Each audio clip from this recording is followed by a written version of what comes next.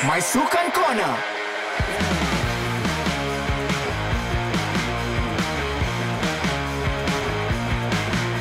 Rakan Muda Presents My Sukan Corner. Kita berjumpa lagi untuk episod kali ini dan masih lagi bersama saya Atul Tauhid. Seperti biasa kita akan membawakan seorang tetamu yang merupakan ahli sukan ataupun pernah menjadi ahli sukan dan kini mungkin menceburi bidang lain, tetapi title sebagai ahli sukan itu tetap akan dipegang. Jadi minggu ini kita bersama dengan salah seorang bekas jago badminton negara dan mengharumkan nama negara dalam sukan badminton di beberapa kejohanan, tetapi tiba-tiba menghilang. Tiba-tiba merubah haluannya pergi ke satu arah tuju yang lain daripada seorang atlet sukan. Jadi kita nak bukakan cerita daripada atlet sukan berpindah kepada menjadi seorang pempengaruh ataupun influencer. Kita ucapkan selamat datang kepada Amir Zainuddin. Terima kasih. Assalamualaikum. Waalaikumsalam. Toy, apa khabar? Alhamdulillah, sihat? Alhamdulillah. Macam mana, Meh? Banyak yang didengari, banyak yang dilakukan sekarang. Selain daripada influencer, ada buka kelab badminton sendiri. Betul. Dan paling giat dijalankan sekarang? Saya memang beri fokus sepenuhnya pada kelab badminton. Itu kelab badminton yang kita tubuhkan adik-beradik lah. Okay. Adik-beradik saya 4 orang yang main badminton. Jadi kita tubuhkan kelab, memang kita beri fokus sepenuhnya dekat situ. Dan saya ada juga fokus pada mengajar di social media. Mengajar di mengajar TikTok. badminton? Mengajar badminton Di social media. Di social media. Dan ada juga membuat konten-konten di YouTube berkenaan dengan sukan badminton juga. Menemu bual dengan legend-legend badminton sendiri, pemain-pemain terkini juga pun ada, pemain Malaysia sendiri, untuk bagi peminat tahu bagaimana latar belakang mereka sendiri, bagaimana macam mana dia orang start, macam itulah. Okay. Alright. So sebelum kita pergi ke sudut-sudut yang lebih dalam ini, kita akan bercerita tentang perkara-perkara yang telah ataupun pernah terjadi sebelum ini dalam kerjaya Amir Zainuddin. Selepas ini teruskan dengar Rakan Muda Presents My Sukan Corner. Seorang Amir Zainuddin dan juga sukan badminton. Meh, macam mana perkara ini bermula, Meh?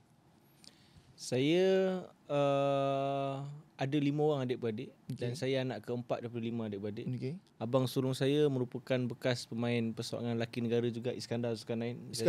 Ya. Dan memang pada awalnya saya ni kurang berminat untuk menceburi sukan badminton ni sebab kita dulu kat kampung, kat Muar tu. Okay. Ayah saya dia memang hantar anak-anak ni bermain badminton. Salah satunya untuk mengelakkan kita daripada melakukan aktiviti-aktiviti yang tak baik lah kat kampung kan. Okay. Jadi hantar anak-anak badminton. Dan saya ni pun antara yang dipaksa juga untuk berlatih lah. Dipaksa mula dengan paksaan. Ya, betul. Memang saya memang tak minat. Masa tu saya memang lebih minat ke arah berbasikal. Okay. Masa tu famous dengan Letua di Langkawi. Jadi saya ni memang suka minta basikal, lepas tu pakai baju seluar ketat-ketat kan. Kita nak macam ikut lah, sebab apa dulu kalau Letua dalam Kawi kita akan keluar rumah tengok kan. Tapi memang ikut abang-abang. Sampailah satu masa waktu tu saya tengok abang saya dah masuk ke sekolah sukan Bukit Jalil. Dan memang ada senior-senior sendiri yang daripada Muar sendiri. Tan Wee Kiong dulu, ada Buntus Indramawan, ada banyak pemain-pemain daripada Muar sendiri yang diorang dah wakil negara waktu tu. Okay. Jadi kadang-kadang pemain ni diorang ada balik ke kampung. Bila balik ke kampung, kita dah rasa macam kita nak jadi macam diorang lah. Okay. Kan, diorang gahnya, orang semua tengok kan. Jadi kita rasa macam aku nak main betul-betul lah. Okay. Jadi bila saya dah start fokus apa semua tu, saya antara yang terbaik juga dekat negeri saya waktu tu, kat Johor. Okay. Dan terpilih untuk ke sekolah sukan Bukit Jalil. Kalau dalam sukan badminton ni, kalau kita dah terpilih ke SSBJ waktu tu, kita dah satu langkah untuk nak wakil negara lah. Okay. Jadi memang saya ni ada 5 orang adik-beradik, memang 5-5 ayah saya ni hantar badminton. Okay. Sampailah cuma saya ada 4 lelaki, seorang perempuan. Kakak saya yang tengah ni je dia stop tengah jalan lah. Okay. Yang lain kita orang semua continue. Okay. Itulah permulaan dia. Itu permulaan. Dan kemudian pengalaman sepanjang bergelar pemain badminton negara? Pengalaman yang pada saya, sebab kerjaya saya ni sebagai seorang pemain tak panjang. Saya berhenti bermain seawal usia 20 tahun. Tapi kalau nak cakap pengalaman yang paling saya tak boleh lupa adalah sewaktu di kejohanan remaja dunia pada tahun 2016 lah. Waktu tu di Bilbao, Spanyol. Yang mana waktu tu saya rasa adalah satu platform yang terbaik untuk saya buktikan sesuatu sebelum saya ke peringkat senior. Tetapi pada waktu tu saya mengalami kecederaan ACL yang sangat teruk. Saya dah kena sekali, lepas tu saya bangun, saya main lagi, saya kena lagi sekali kan. Waktu tu saya tengah berpasangan dengan pemain bergu campuran lelaki negara kita sekarang, Hupang Ron. Dan saya tewas dengan pemain Perancis lah, Thomas Junior Popov waktu tu, dan saya terkena ACL. Dan waktu tu saya sangat-sangat kecewa sebab apa, saya tengok masa tu draw saya cantik. Memang draw saya waktu tu at least pingat gangsa lah untuk World Junior waktu tu kan. Jadi waktu tu saya kena ACL dan saya balik operation apa semua. Dan after 1 year saya recover, dan waktu tu keadaan tak banyak memihak kepada saya untuk slot tempat saya ke senior waktu tu kan. Saya bermain, lepas tu keadaan waktu tu menyebabkan saya digugurkan daripada skuad kebangsaan. Dan bila kita cakap pasal orang selalu tanya saya, kenapa tak teruskan bermain? Kan, kenapa tak teruskan bermain? Kau boleh main lagi apa semua. Memang saya lepas operation kita boleh main lagi apa semua kan. Tapi mungkin peminat dia kena faham, kalau kita dikeluarkan daripada national team ni, kalau kita tak ada dalam ranking yang bagus ataupun nama yang kuat, kita susah nak survive. Sebab apa, badminton ni kita nak perlukan costing kan, nak pergi tournament untuk ranking apa semua kan. Jadi kadang nak pergi satu tournament memerlukan perbelanjaan lebih kurang 5 ke 10 ribu satu tournament kan. Siapa nak bayar kita? Kalau kita tak ada, kita bukan siapa-siapa. Tapi kalau kita keluar daripada national team tu dalam keadaan nama kita dah macam Lizija, kan, Izzuddin Romsani, Gozife dah ada ranking yang bagus, memang akan ada sponsorship untuk diorang survive, untuk pergi ke tournament apa semua. Jadi waktu tu saya amat struggle, yang mana saya masih lagi nak bermain. Tapi saya daripada latar belakang keluarga yang sederhana, yang kurang berkemampuan untuk support dalam benda tu. Jadi pada akhirnya saya kena buat keputusan untuk saya berhenti bermain, disebabkan saya tak mampu untuk nak survive. Yelah, kalau kita nak main betul-betul ni, kita kena ada proper training, kita kena ada coach, kita kena ada orang kata costing untuk pergi ke kejohanan. Ini waktu tu saya nak pergi kejohanan dekat Terengganu pun saya terpaksa jual raket, saya terpaksa ni apa semua. Jadi saya rasa macam bila aku nak tahan benda ni kan. So melainkan kalau kita daripada keluarga-keluarga yang mungkin ada keluarga-keluarga yang senang, yang boleh support untuk permulaan setahun 2 tahun untuk pergi kejohanan ke apa ke, untuk support benda tu. Lepas tu dah ada ranking yang bagus, barulah kita boleh cari sponsor. Tapi saya tak ada benda tu. Banyak orang yang sangkut dekat situ lah.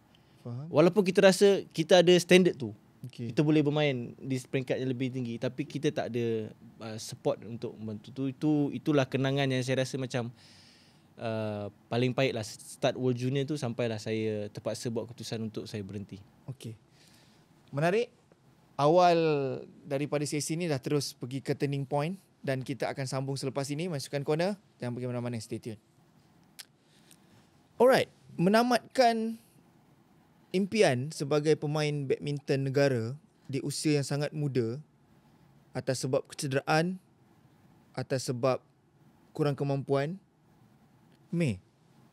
takkan tak ada langsung pihak yang cuba untuk mempertahankan ataupun membantu awak supaya teruskan lagi awak punya usaha dalam sukan badminton? Itulah, memang kalau dekat Malaysia tu, itu salah satu masalah lah sebenarnya kan. Kita tak macam Indonesia. Indonesia dia ada contoh macam kita BAM kan. Dekat Indonesia tu dia ada macam 5 BAM.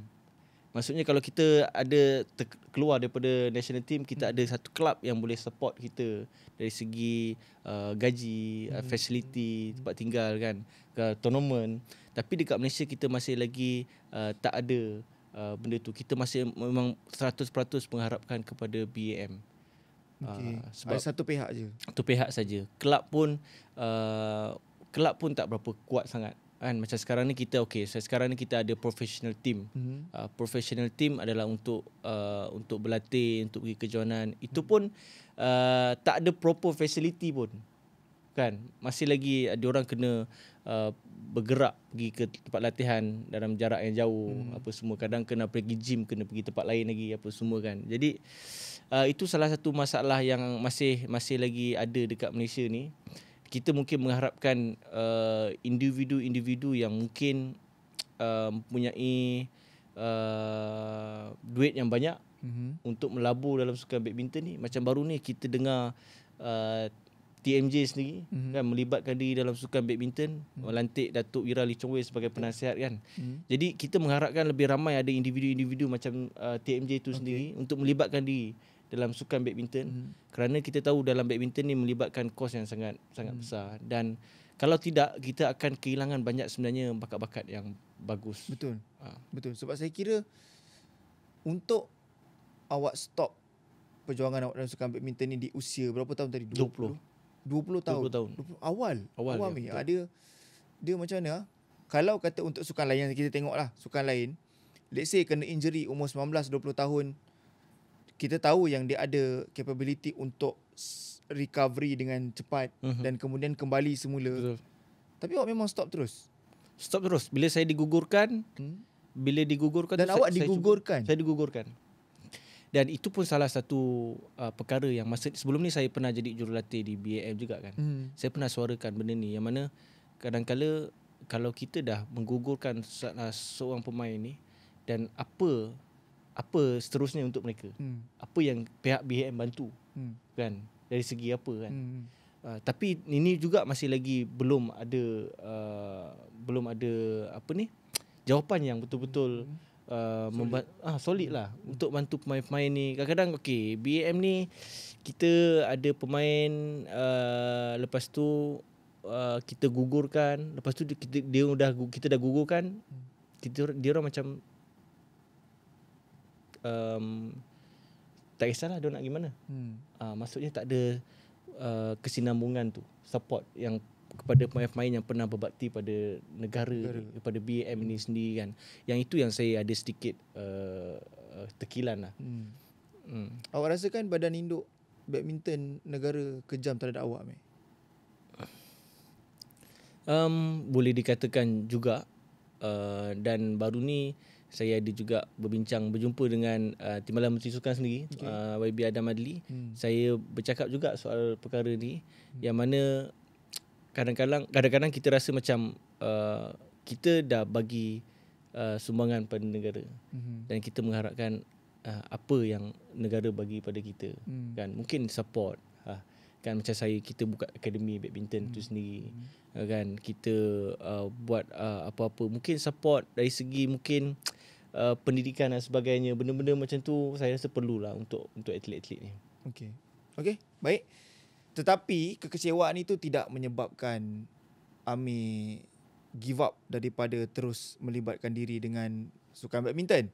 Apa yang dilakukan selepas ini? Kita akan sama-sama tanyakan, biar Amir sendiri jawab. Kita tak nak buat cerita. Rakan Muda presents Masukan Corner. Selepas ambil keputusan untuk berhenti daripada bergiat aktif sebagai atlet badminton negara, tetapi itu tidak bermakna Amir Zainuddin melupakan terus sukan badminton dalam kehidupannya.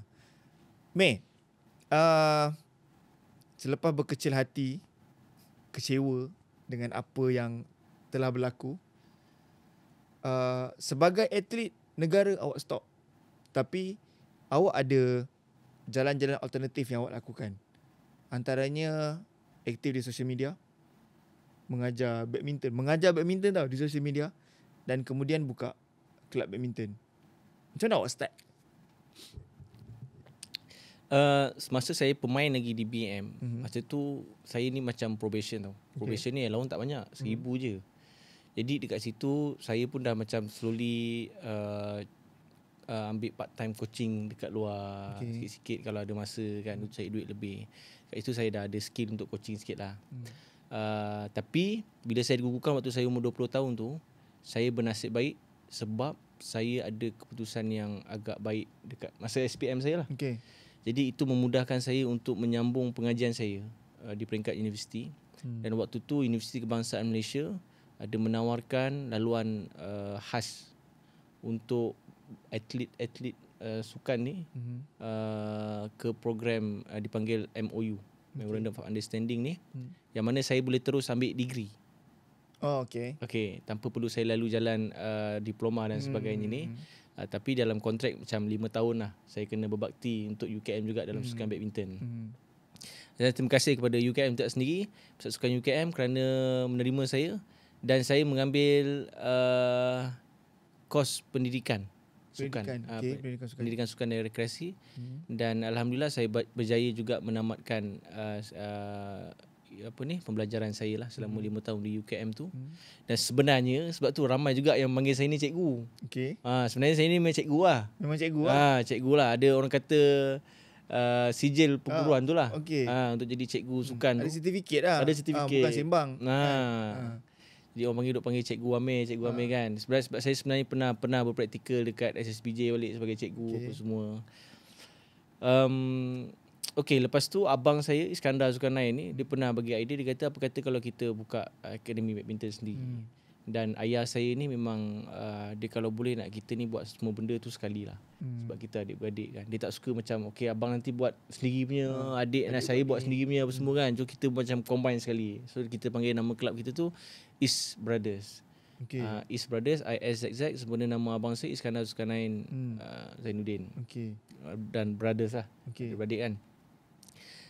Dan alhamdulillah sekarang ni kita dah ada hampir 120 ke 130 orang pelajar yang berlatih di bawah naungan kelab East Brothers. Dan waktu tu saya terfikir, bila saya waktu tu tengah belajar, tengah study apa semua kan, sebenarnya saya masa tu saya buat insurans pun ada. Saya jadi ejen insurans pun ada. Saya macam-macam buat nak survive. Nak survive pasal kan. Buat insurans, pergi cari klien, buat sale apa semua kan, buat phone call lah. Biasalah. Pergi kedai orang kena reject benda-benda tu kan. Sebab masa tu saya macam okey, aku bila dah buat keputusan untuk aku berhenti main badminton, aku dah malas nak fikir pasal badminton. Dan saya sebenarnya memang tak minat coaching pun. Lepas tu saya cari macam okeylah aku nak cari duit buat ni, belajar buat insurans apa semua kan. Lepas tu lama kelamaan saya tengok masa tu dah berbalik ke social media kan. Orang dah tengok social media. Masa tu saya tengok Tan Mun Yong, siapa lagi, ada coach-coaches yang Chinese ni. And diorang saya tengok yang Chinese ni, diorang buat konten pasal badminton, lepas tu diorang cakap Melayu. Kan? Betul? Lepas tu saya cakap, mana orang Melayu ni? Tak ada ke orang Melayu yang buat sendiri kan? So saya macam rasa macam okey, aku nak jadi orang Melayu yang mengajar. Orang Melayu yang mengajar dengan pengalaman yang background yang aku ada lah sebagai bekas pemain apa semua, aku nak sampaikan pada orang, and aku orang Melayu sendiri, and bagilah aku boleh cakap bahasa Melayu yang lebih fluent lah. Macam itulah fikir kan. Betul lah. Lepas tu salah seorang daripada student saya dekat East Brothers ni, dia ni adalah student perfilman. Dekat UiTM Puncak Alam, and dia memang tahulah bahagian editing, video apa semua ni kan. And dia memang minat badminton. So saya pun cakap dengan dia kan, Sam, apa kata kalau kau minat badminton, kita try buat video ni and apa semua kan. So dekat situlah bermulanya start video mengajar cara smash lah, cara defense lah, apalah, kita buat konten YouTube. Kononnya buat segmen Sit Next to Me lah kan, untuk interview legend Rexy Banaiki, ada Tan Mun Yong, ada apa semua. So terima kasih juga sebab macam Coach Rexy, Tan Mun Yong, kawan-kawan ni semua bagi sokongan lah, kan, which is diorang support lah saya nak buat apa tu semua kan. Baru-baru ni kita buat dengan Datuk Rashid sendiri, baru keluar nanti hari Rabu nanti. So benda tu sebenarnya datang daripada saya dulu. Masa saya daripada seorang pemain lagi, saya dah tanamkan minat saya, satu hari nanti aku macam nak jadi macam pengacara sukan lah. Masa tu tengok geng-geng macam Fiza Ahmad ni apa semua kan. Aku rasa aku nak jadi macam diorang lepas aku kira atlet habis. Kan. So masa tu dah minat tau. Dah minat. Dah pernah terlintas Dah pernah terlintas. Lepas tu kadang-kadang tengok macam player-player kawan-kawan kita tengah main, kita buat komentari. Kan, kita buat komentari, kita belajar, kita cakap-cakap. Lepas tu kita rasa macam, aku ni ada bakat lah rasa. Kan. So benda tu pun antara salah satu sebab yang menarik saya untuk akhirnya sekarang ni kadang-kadang menjadi pengulas jemputan juga di salah satu stesen TV kan. Jadi pandit dan sebagainya untuk kita bincangkan tentang analisis sukan badminton tu sendiri. Dan saya rasa alhamdulillah saya syukur saya move on daripada saya move on cepat daripada saya tak terlalu macam menyalahkan kekecewaan lama tu. Dan saya lupakan, saya fokus pada apa benda yang saya boleh peluang yang saya boleh ambil untuk saya fokuskan, benda yang saya boleh buat dan bagi benefit pada masyarakat sendiri. Mungkin atas faktor usia muda, which is banyak lagi yang Amir boleh explore, dan mungkin inilah jalannya. Mungkin takdir yang sudah disusun daripada awal, kita je lalai, kita tak tahu. Betul. Kan? Mungkin kesudahannya berbeza daripada apa yang pernah kita usahakan. Okey, selepas ini kita nak bertanyakan juga dengan Amir berkenaan dengan pengalaman-pengalaman manis bersama dengan legenda badminton negara. Stay tune, My Sukan Corner. Pernah bekerja sama dengan nama-nama besar, Resi Mainaki, Tan Boon Hyong, Datuk Misbun Siddiq, Rashid Siddiq. Ni semua nama yang even kita nak cakap kalau itu ada anak-anak Siddiq, Amir ada Is Brothers kan. Nasib kita tak pakai Zulkarnain, anak-anak Zulkarnain tiba-tiba. Okey, Amir, mesti banyak kenangan-kenangan manis bersama dengan legenda-legenda ni. Atau mungkin ada kata-kata atau pesanan mereka yang Amir memang ingat sampai sekarang. Pada saya yang paling saya tak boleh nak lupa adalah pengalaman saya bersama dengan Datuk Misbun Siddiq sendiri. Okey. Datuk Misbun Siddiq ni merupakan saya mengenali dia daripada saya kecil lah kan. Lepas tu bila saya di BM, waktu saya sebagai pemain bergu waktu tu, dia merupakan jurulatih kepada abang saya, Iskandar Zainuddin. Sampailah abang saya menjadi pemain perseorangan kedua negara waktu tu selepas Datuk Wira Lee Chong Wei kan. Jadi dekat situ saya memang kagum dengan dia punya dedikasi dia dalam sukan badminton, dia punya disiplin sebagai jurulatih. Dan waktu tu saya tak pernah merasa saya berlatih di bawah bimbingan Datuk Misbun Siddiq sendiri. Tetapi ada satu waktu 2 tahun lepas, 3 tahun lepas, saya punya kawan saya bagi tahu saya ada kekosongan jawatan jurulatih di BAM ni, jurulatih remaja. Dan saya ni macam saya cakap tadi, saya memang kurang minat dalam bidang kejurulatihan, coaching pada awalnya. Jadi abang saya sekarang kan jadi jurulatih di Island kan, Iskandar sekarang di Island, jurulatih negara Island. Dan saya nak suruh dia balik lah. Saya bagi tahu dia, bang ada jawatan kosong ni, balik lah. Saya dah rindu ada anak buah kan, apa semua kan. Dia kata abang dah sambung kontrak lah man, ni apa semua kan ni. Okey. Saya beritahu abang saya seorang lagi. Abang saya seorang lagi sekarang ni dia jadi jurulatih di SSPJ. Okey. Saya beritahu dia, saya cakap Berjaya, masa tu dia cikgu lah. Saya cakap ada kosongan jawatan ni kan. Kau kan minat dulu. Abang saya nombor 2 ni memang dia minat lah coaching kan. Dia kata aku sekarang dah ni apa semualah, ada alasan kan. Dah ada komitmen dia. Dan lepas tu saya tak terfikir pun untuk saya mohon ke apa ke. Besok 2 hari lepas tu saya terfikir macam masa tu saya tengah duk sibuk buat ni lah, buat video lah, apalah, buat ada bisnes sikit, saya ada buat murtabak Singapura kan, murtabak kan. Lepas tu saya cakap why not kalau aku saja cuba try market lah. Masa tu umur saya 25 tahun. 25 tahun dan saya try hantar permohonan saya tu. Dan tak lama lepas tu saya tak fikir langsung pun. Tak fikir langsung, saya mohon je lah kan. Sebab waktu tu yang ketua pengarah pembangunan remaja BM waktu tu Datuk Misbun Siddiq sendiri. Waktu tu saya rasa macam okeylah, memang mustahil pun nak kerja dengan Datuk Misbun, takkan Tok Bun ambil aku kan. Tak lama tu saya dipanggil untuk interview. So masa tu saya macam ya betul ni kan. Rasa macam aku baru 25 tahun. Lepas tu aku dah tak minat sangat coaching. Dah tinggal badminton dah berapa tahun kan. Lepas tu pergi interview tu. Masa interview dengan Tok Bun sendiri. Tok Bun dengan ada seorang lagi pengurus lah.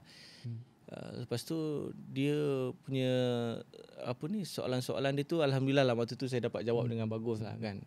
Yang pertama dia kata, apa aspek yang paling penting kalau nak jaga remaja ni? Okay. Kan? So saya cakap lah, pengalaman saya sebagai bekas pemain remaja negara, benda yang paling penting adalah aspek aspek kecergasan lah. Aspek kecergasan, kita punya kekuatan, speed and power apa semua kan, benda-benda macam tu. Dan saya cakap lah, saya antara kelebihan saya mempunyai juga ijazah dalam sukan dan rekreasi, dan saya ada sedikit pengetahuan dalam sains sukan dan sebagainya. Dan saya rasa bila saya muda, benda ni akan lebih dapat membantu pemain-pemain remaja sendiri, kerana saya lebih dekat dengan mereka kan. Dan benda-benda tu saya rasa mungkin menarik minat Tok Bun sendiri. Lepas tu saya balik, tak lama lepas tu, seminggu lepas tu saya dapat panggilan untuk second interview. Dari second interview pula. Ya. Lepas tu pergi second interview tu, dia bagi saya pergi dengan Dr. Bun. Dia kata, aku bagi kau 1 jam, kau bagi aku 3 program macam ni lah, daripada start, daripada warm up ini macam tu kan. So okey lah, kita buat je lah, tiba je lah masa tu kan. Hantar lah. Sebab dapat interview tu pun dah kira pencapaian dah. Dah kira power dah kira power dah pun. Lepas tu buat sekali dapat dapat masa tu bulan puasa, saya ingat lagi. Lepas dekat interview tu, dalam minggu tu juga saya dipanggil kerja. Oh, terus dapat sebagai jurulatih remaja wanita bawah 15 tahun. Dan saya bekerja bawah Tok Bun lah kan. So itu adalah sepanjang tempoh 3 bulan saya bekerja dengan Tok Bun sebelum dia tak disambung kontrak tu, dia terminate kontrak tu. Itu pengalaman yang sangat-sangat hebat bagi saya lah. Sebab apa, saya rasa macam kita daripada pemain, kita dengar nama dia besar, kita membesar dengan nama-nama anak-anak sidik ni kan. Lepas tu dia yang membantu abang kita sendiri berjaya apa semua. And kita dapat bekerja dengan dia. Benda tu rasa macam satu benda yang rare. And dia banyak mengajar saya dari salah satunya dari segi disiplin lah. Benda yang paling menarik sekali, sebab kerja dengan dia, kerja pukul 5 pagi atau 4:30 pagi kan. So first day saya nak kerja tu, kita masa tu orang muda kan, tidur tak tentu arah kan. Nak kerja pukul 4:30 nak kena sampai ni. Tak boleh tidur. Takutlah kita kan, tak bangun kan apa semua kan. Lepas tu memang first day training tu memang saya tak tidur langsung sebab punya takut. Takut saya tak bangun. Takut terlepas. Takut terlepas tu. Tapi alhamdulillah dapat masa tu selesai kerja dengan Tok Bun. And saya pernah lah, saya datang awal. Kadang-kadang saya dah datang 4:30, dia dah ada. Lepas tu besok saya try datang awal lagi pukul 4, dia dah ada juga. Tok Bun ni. Saya pernah sekali tak tidur langsung. Saya datang pukul 3:30, dia pun dah ada. Rupanya dia ni tiap-tiap hari pukul 3:30 dah ada. Dia dah duduk buat kursi dia buat kopi apa semua, dia macam tu. Dia pukul 9 malam dia dah tidur, pukul 3:30 dia dah sampai. Itu memang disiplin lah. Itu memang Datuk Misbah Siddiq lah. Tok Ilawan lah, saya Tok Ilawan dia. Dahsyat antara pengalaman dan kisah bersama dengan bekerja dengan Datuk Misbah Siddiq. Dan selepas ini, apa lagi Mei? Apa lagi yang Amir lakukan untuk meneruskan lagi kehidupannya, dan apa lagi pilihan-pilihan yang ada yang sedang dijalankan oleh Amir selepas ini My Sukan Corner. Terima kasih kerana terus menyaksikan kami dalam Rakan Muda Presents My Sukan Corner. Saya Atul Tauhid bersama dengan tetamu kita pada hari ini, Amir Zulkarnain, dan dah macam-macam benda yang diceritakan. Dan banyak lagi benda-benda menarik selain daripada cerita tentang sukan badminton. Antaranya kelas TikTok ke media sosial? TikTok kelas lah. Kelas badminton TikTok, kelab badminton East Brothers. Betul. Ni cerita Murtabak Singapore. Apa ceritanya pula lagi ni? Aduh. Macam mana boleh daripada sukan pergi ke FMB pula ni? Sebab saya ni ada seorang kawan baik saya ni daripada sekolah rendah, memang dia study business. Okay. Jadi kita ni orang Muar memang selalu makan Murtabak Singapore ni. Dan bila kawan saya ni dia study business, dia ni memang pandai agak lah. Dia commercialkan benda tu jadi murtabait kan. Jadi murtabait jenama tu. Lepas tu bila saya dah bergiat aktif dekat social media masa tu, apa semua dah ada pengikut dan sebagainya, dia nak saya bantulah. Dan saya pun dapatlah benefit yang ada kan, macam tu lah, dari segi marketing dan sebagainya. Dan dekat situ saya join dia as a partner untuk kita kembangkan lagi bisnes Mutabait ni. Okey. So benda tu lebih banyak dia yang menguruskan, saya lebih banyak fokus ke arah macam mana nak marketingkan, tu sajalah. Okey, faham. Jadi muka depan lah. Ya, betul. Okey. Alright, Meh. Last but not least, sebelum kita menutup tirai episod kali ini, mungkin awak ada nasihat khusus untuk mereka-mereka yang pernah berusaha, kemudian gagal dan tak tahu macam mana nak bangkit semula. Mungkin awak ada tips untuk mereka? Pada saya yang pertama, bila kita gagal, kalau kita gagal tu maksudnya kita memang berusaha lah. Pada saya kita memang kena gagal, dan gagal tu kita kena ambil sebagai salah satu batu loncatan untuk kita bergerak terus. Yang kedua, dalam Islam sendiri mengajar kita untuk menerima, iaitu redha itu sendiri. Dalam setiap perkara yang kita buat usaha, kalau kita rasa apa yang kita nak tu tak tercapai, kita kena menerima. Kita kena berfikir yang mungkin okey, Allah nak bagi aku yang lebih baik. Mungkin kalau aku teruskan jalan ni, aku akan jadi orang yang lebih tak baik. Kan? Kalau mungkin saya fikir macam tu lah, kalau aku masa tu Allah tak takdirkan aku digugurkan ke apa ke, mungkin aku berjaya dalam badminton tapi aku jadi orang yang sombong. Aku dah jadi orang yang lebih tak ingat Tuhan dan sebagainya kan. Tapi benda-benda macam tu kita sebagai orang Islam kena fikirlah. Yang ketiga, jika ada pemain ataupun atlet-atlet muda, atlet badminton sendiri nak menceburkan diri dalam bidang badminton dekat Malaysia ni, yang pertama kita jangan tinggalkan kita punya pembelajaran. Pendidikan tu sangat-sangat penting. Bukanlah nak kata kita kena pandai sangat nak jadi nombor 1 dalam kelas ke, nak jadi straight A ke, tapi untuk kita tak terlalu bodoh. Senang saya cakap. Jangan terlalu bodoh, kita kena follow supaya apa-apa yang berlaku, contohnya kita tak tahu kita cedera ke, kita apa ke, kita digugurkan tengah-tengah jalan. Itu adalah salah satu backup plan kita untuk menyambung pengajian ke peringkat universiti. Sebab apa? Sebenarnya universiti pun banyak memberi sokongan kepada atlet-atlet ni dari apa ni, kalau KBS sendiri beasiswa sukan dan sebagainya untuk membantu kan. Dekat situ mungkin atlet-atlet ni mereka ada sedikit mungkin pengetahuan lain, dan mereka boleh pergi ke arah kejayaan-kejayaan lain selepas atlet lah. Itu saya selalu tekankan kepada atlet muda. Kadang-kadang diorang ni rasa macam aku nak jadi training sampai dah tak belajar, tak apa kan. And mungkin diorang tengok kita ni buat konten-konten, diorang pun tak nak fokus pada pembelajaran dan sebagainya. Betul. Untuk nak jadi content creator pun kita kena pastikan kita memberi sesuatu manfaat pada orang lain lah. Itu nasihat saya. Jangan kita buat video-video ke konten-konten yang tak memberi manfaat. Pada saya sebagai orang Islam, kita kena ingat benda tu lah. Kita kena ingat yang kita kalau kita mati nanti, benda-benda tu akan mengalir kan. Betul. Jadi saya fikir macam kalau aku buat kat East Brothers je, aku boleh mengajar 100 ke 130 orang. Apa kata kalau aku mengajar orang boleh reach bermilion-milion, boleh tahu ilmu yang aku bagi ke apa kan. Lagi besar pahala aku boleh dapat kan. So benda-benda macam tu bukanlah kita buat untuk apa, tapi kita kena fikir apa benefit yang kita boleh dapat one day nanti insyaAllah kan. So saya selalu tekankan untuk nak buat konten ke apa ke, pastikan kita pun juga ada ilmu yang baik, pengetahuan yang baik, kita boleh bercakap dengan baik dan sebagainya. Benda tu perlukan dari segi pendidikan asalnya. Sebab kadang-kadang sebab kita risau kadang orang cakap macam tak naklah aku nak buat konten je lah nanti kan. Belajar apa, ramai orang tak ambil SPM kan. Betul. Tahun ni kan.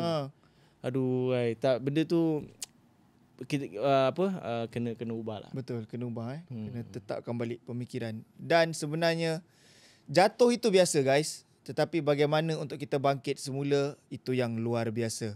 Meh, terima kasih banyak-banyak. Terima kasih banyak Toy atas perkongsian pada hari ini. InsyaAllah. Semoga terus lebih berjaya dengan kelas TikToknya, dengan kelab badmintonnya, dengan Murtabaitnya. Betul. Dan segala apa yang diceburi. Dan kepada anda semua, terima kasih kerana terus menonton kami. Masih lagi belum terlambat untuk kami semua kongsikan ucapan selamat Hari Raya Aidilfitri kepada anda. Dan saksikan lagi saya Atul Tauhid dalam My Sukan Corner di episod akan datang. Rakan Muda Presents My Sukan Corner. Kita jumpa lagi. Assalamualaikum, salam sejahtera. Bye-bye.